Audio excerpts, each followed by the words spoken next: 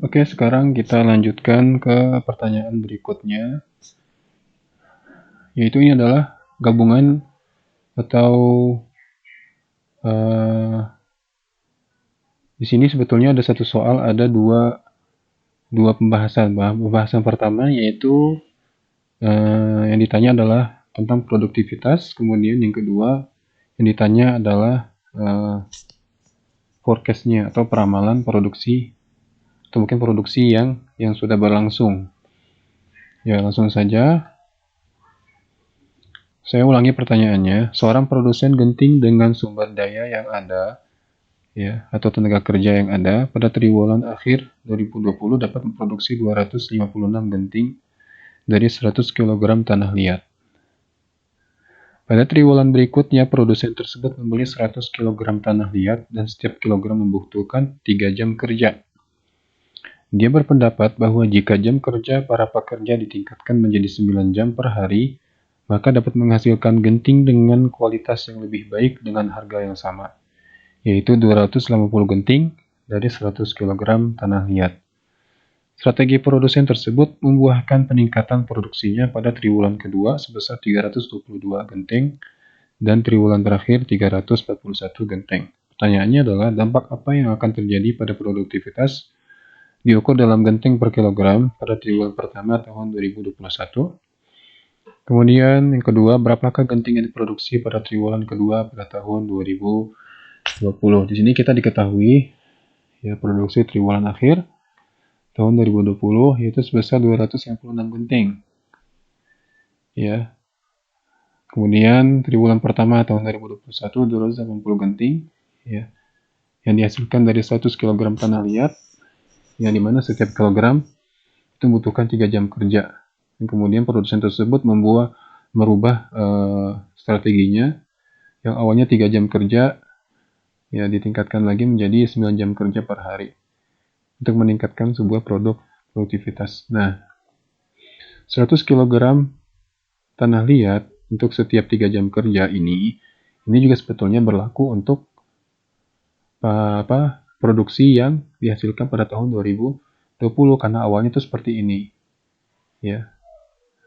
Nah, 100 dan ini juga 100 kg tanah liat untuk 3 jam kerja itu juga pun berlaku untuk 280 genting. Ya, artinya di sini kita bisa membandingkan ya, input dan output ya pada produktivitas yang berbeda. Ya, kita kembali ke rumus produktivitas yaitu output per input. Output yang pertama sini 256 genting dibagi 100 kg tanah liat dikalikan 3. Sampai di sini 100 kg kalikan 3 sama dengan 300. Kemudian saya kalikan lagi dengan 90. Kenapa? Karena soalnya di sini adalah triwulan. Triwulan itu adalah 3 bulan. Sedangkan di sini soalnya per hari. Ya, sedangkan 1 bulan kita asumsikan itu sebanyak 30 hari. Kalikan 3 sama dengan 90 hari. Ya. Berarti didapatlah sebuah angka 256 per 27.000 sama dengan 0,00948. Itu untuk produktivitas yang awal. Ya, produktivitas yang kedua sama seperti di atas ya. Hanya saja outputnya berubah menjadi 280 karena ada peningkatan jam kerja. Ya. 280 per 100 kalikan 3 sama seperti ini, kalikan 90 ditambah 9 kali 90 ya, karena 9 jam kerja per hari itu baru 1 hari. Sedangkan ini triwulan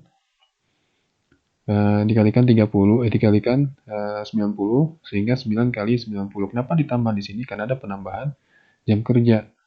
Ya, ini tetap dimasukkan. Ya, karena ini merupakan faktor penambah produktivitas. Jadi tidak boleh dihilangkan. Ya, sehingga kita menemukan angka di sini 27.810. Ya, ini dibagi oleh 280 sehingga hasilnya 0,01006. Biasanya produktivitas yang diraih yang didapat di sini ya rumusnya yang sebagaimana kita bahas P2 per P1 sama dengan 0,0 P2 di sini 0,01006, P1-nya 0,00948 sehingga didapat sebuah angka 1,0611. Interpretasinya seperti ini. Dengan menggunakan produktivitas tenaga kerja yang ada, itu 3 jam kerja per hari, ya. Yang ini 3 jam kerja per hari, terjadi sebuah peningkatan sebesar 1,0611 atau sebesar 6,11% jika ditambah jam kerjanya sebanyak 9 jam kerja per hari. Ya, jadi produktivitas yang dihasilkan oleh produsen genteng ini besarannya adalah 6,11%, yaitu dari 256 genteng menjadi 280 genteng. Itu jawaban untuk soal yang pertama. Kemudian jawaban yang kedua, ini kita beralih ke teori peramalan itu sendiri. Ya, kita pecahkan dulu. Di sini ada triwulan 4 2020 hasilnya 256. Kemudian triwulan 1 2021 produksinya 280. Dan triwulan kedua 2021 hasilnya 322. Nah, triwulan 3-nya kemana? Ya nggak ada. Anggap aja nggak ada. Karena soalnya itu langsung lompat ke triwulan terakhir 2021 sebesar 341. Ini ditanyakan adalah berapa produksi yang dihasilkan pada triwulan yang kedua pada tahun 2020. Ya, tinggal kita kembali ke rumus forecasting, yaitu dengan rumus semi average atau setengah rata-rata. Kita bagi datanya, kita susun datanya dulu 256, 280, 322, 341. Sini ada 4 data, kita bagi 2 sehingga menjadi 2 kelompok, kelompok 1 dan kelompok 2. Kemudian kita tentukan X-nya. Karena ini datanya genap, dibagi 2 menjadi genap juga, maka kita ambil nilai tengahnya dari setiap kelompok. Di sini 0, ya di sini minus 1, sini 1, di sini 2, baru di sini 3. Di tengah-tengahnya sini 4, sini 5, dan seterusnya. Sehingga didapatkan sebuah angka yang ganjil.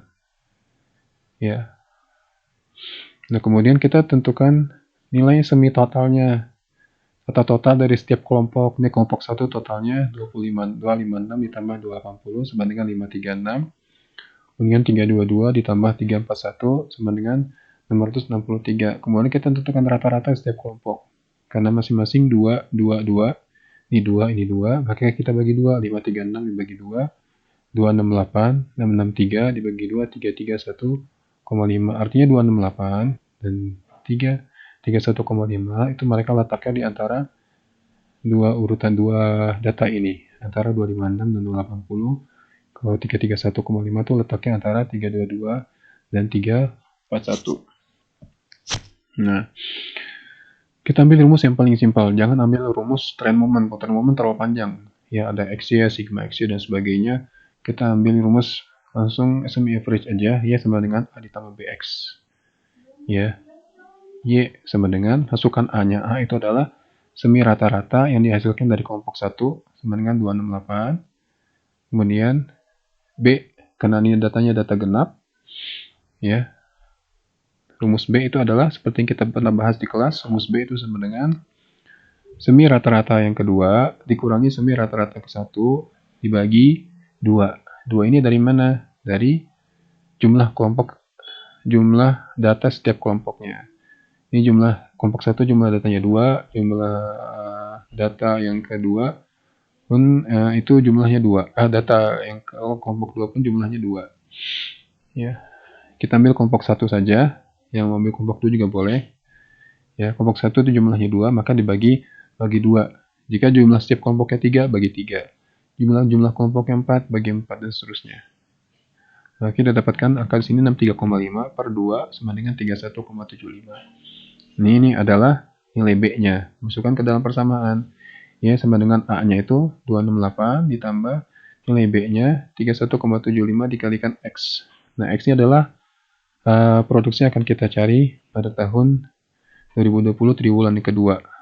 Ya, X-nya berapa? Tinggal masukkan ke sini. Ini kan 2020 triwulan 4.